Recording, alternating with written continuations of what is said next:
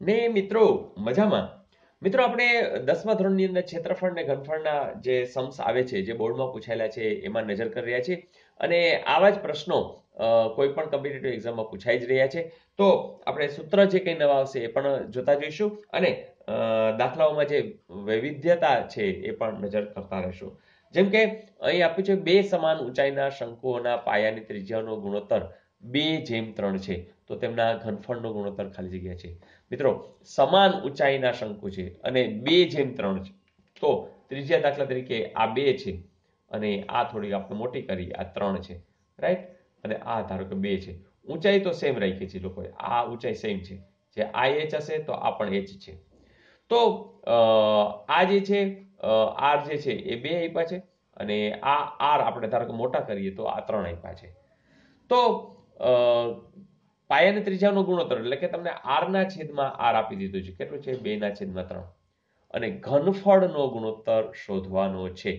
તો મિત્રો ઘનફળનું સૂત્ર તમને યાદ જ છે કે વી ધારો કે વોલ્યુમ કહીએ તો 1/3 પાય આર વર્ગ એચ.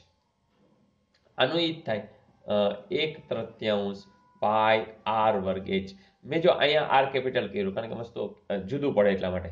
બાકી એચ તો બેમાં સેમ છે. તો અહીંયા દાખલે H1 કીધું હોત ને H2 કીધું હોત તો H1 ને H2 સેમ છે, કોઈ ફેર નથી પડતો. અહીંયા આપણે R1 ને R2 એવું પણ લઈ શકીએ છીએ.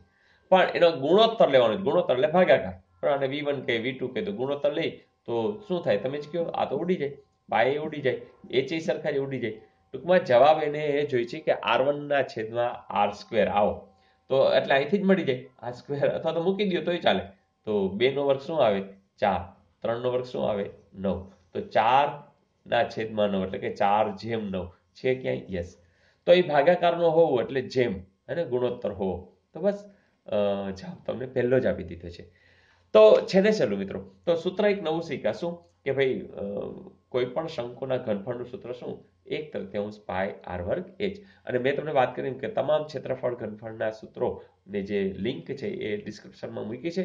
બસ 10મા ધોરણના વિદ્યાર્થીઓ તો એ બધું જોવાનું જ છે. જે વિભાગમાં તમારે જોવું હોય તો તમે જોઈ શકો છો. જોઈએ નેક્સ્ટ. પછીના પ્રશ્નની અંદર મિત્રો વાત આવી છે કે એક અર્ધગોળો એના પાયાનો પરિઘ 2π છે તો તેનું ઘનફળ ખાલી જગ્યા સેમીઘન થાય.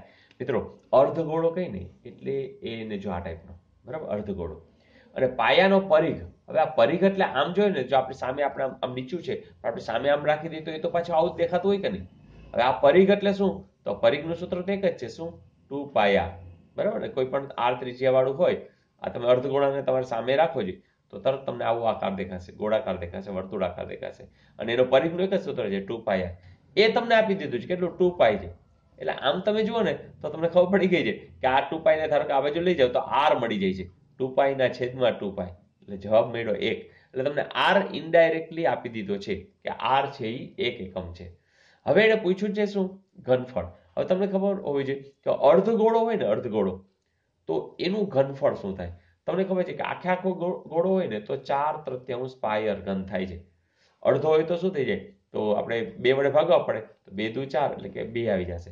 એટલે કે આપણું 2/3 પાય આર ઘન. બરાબર. પણ મિત્રો તમને ખબર છે આર એટલે કેટલા છે? 1 છે. તો 1 નો ઘન શું થાય? 1. અને પાય સાથે આ ગુણાય તો શું થાય? 1 જ થશે. એટલે કે 2/3 પાય એવું ક્યાંય પૂછે તમે કહેશો હા સર આ રહ્યું. તો બસ આવું પૂછાય છે. એટલે જો તમને સૂત્ર આવડતા હોય અને આખી વાત સીધી પકડી લે તો કંઈ હોતું નથી. કારણ કે બીજી કોઈ વાત આમાં નવી આવશે જ નહીં, માત્ર સૂત્ર આધારિત હશે. અને સૂત્ર કેમ પાકા કરવા એ મેં તમને વાત કરી ને કે વિડીયોની નીચે તમે બધું લખેલું હોય છે. તો એમાં તમે ખાલી ક્લિક કરજો તો એમાં આખી ડિટેલ આવી જશે. જે વિવરણ આપેલું હોય તમે અત્યારે યુટ્યુબમાં જે જોતા હશો ત્યાં નીચે લિંક હશે.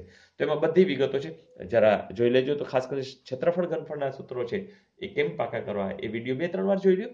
મને લાગે છે તમામ સૂત્રો તમને મોઢે થઈ જશે. Is it okay? જોઈએ નેક્સ્ટ. અહીં મિત્રો બહુ મસ્ત પ્રશ્ન છે કે જો વર્તુળની ત્રિજ્યામાં 10% ઘટાડો કરવામાં આવે તો તેના ક્ષેત્રફળમાં ખાલી જગ્યા ઘટાડો થાય. તમને ખબર છે કે ક્ષેત્રફળની વાત હોય, વર્તુળની વાત હોય તો પાય આર સ્ક્વેર. તમે એક કામ કરો ને, આર બરાબર 10 ધારી જ લ્યો એટલે આપણે સીધો જવાબ મળશે. જો અહીંયા 10 મૂકીએ એટલે પાઈ ગુણ્યા 10 નો વર્ગ એટલે 10 નો વર્ગ કેટલો છે 100 એટલે કે 100 પાઈ આપણા ક્ષેત્રફળ થતું હતું.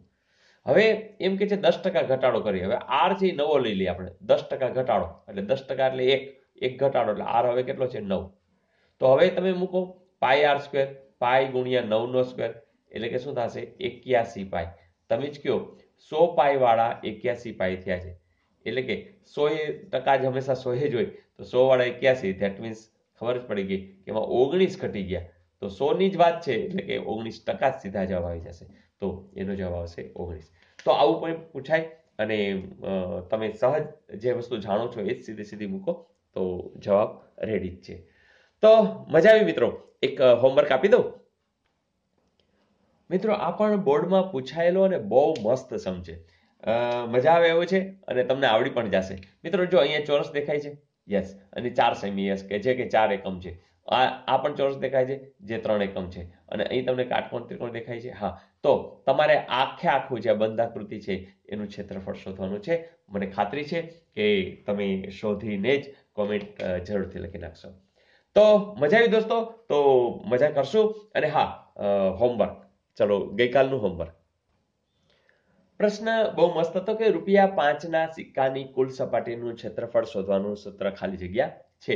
મિત્રો જ્યારે 5નો સિક્કો એટલે આપણે જનરલી બોલીએ કે ગોળ આકાર છે પણ મિત્રો ગોળ નથી. તમે જો કે જ્યારે તમે સિક્કો છે એ તમે મૂકો છો એ સિક્કાની ધારો કે તમે થપ્પી બનાવો છો તો આખી થપ્પી બનાવો છો ત્યારે શું થાય છે તો તમને હવે આકાર દેખાય છે. કેવો દેખાય છે? યસ તમે કહેશો કે સર આ તો નળાકાર જેવો છે. તો વાત સાચી જ છે.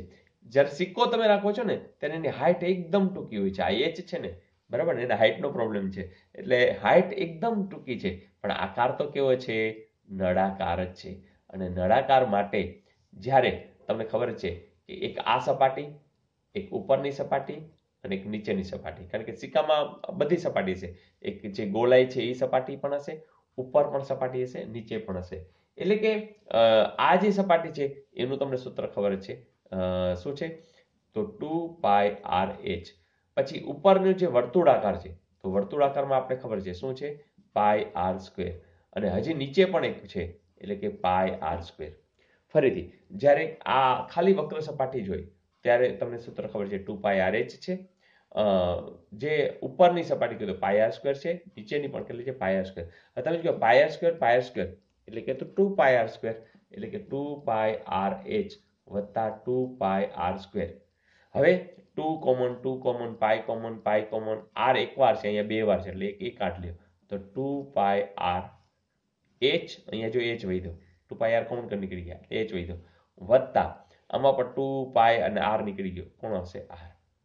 તો આખી વાત આટલી જ છે કે 2πr કૌંસમાં h વત્તા r તેવું છે જરૂર છે.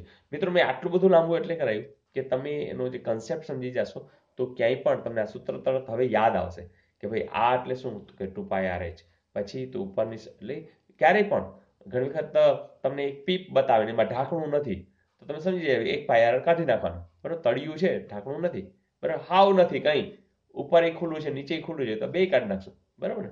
તો આવી કંઈક વાત કે જે તમને ખબર જ હોય તો તમે સૂત્ર બનાવી શકશો. તો આપણા પરિવારના મિત્રો સૂત્ર બનાવશે જેવું આપ્યું છે એટલે કંઈ ટેન્શન જ નહીં. જે કંઈ આપ્યું છે એ આધારિત તરત ને તરત સૂત્ર બનાવી નાખશે. તો મજા આવી દોસ્તો. મજા તો આવી જ છે મને ખબર જ છે. તમારી કોમેન્ટ્સ મને મળતી જ રહે છે અને હું પણ તમારા માટે કંઈક નવું સતત આપ્યા જ કરીશ. તમે શું કરશો તમે પણ આજુબાજુવાળાને સતત આપ્યા જ કરજો. વોટ્સઅપથી મોકલી દો શેર કરી દો અને રૂબરૂ પણ જાણ કરતા રહો. Wish you all the best.